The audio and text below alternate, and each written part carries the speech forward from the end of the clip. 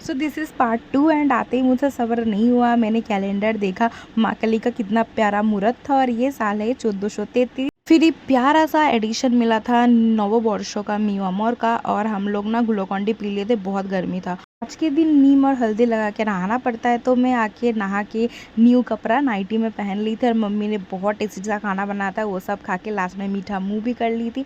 And फिर मैं ना रेडी हो गई थी। सडन प्लान बना था इस्कॉन का, तो मैं इस्कॉन आ गई और भगवान जी का दर्शन करना तो बनता ही था। न्यू साल है तो मैं अपना न्यू साल ऐसे ही स्टार्ट की थी। एंड बहुत ज़्यादा गर्मी था गाइस, और बहुत प्यारा लगता है। ये मिंटू पार्क में है, जिन सभी को नहीं पता आप लोग डेफिनेटली जा सकते हो।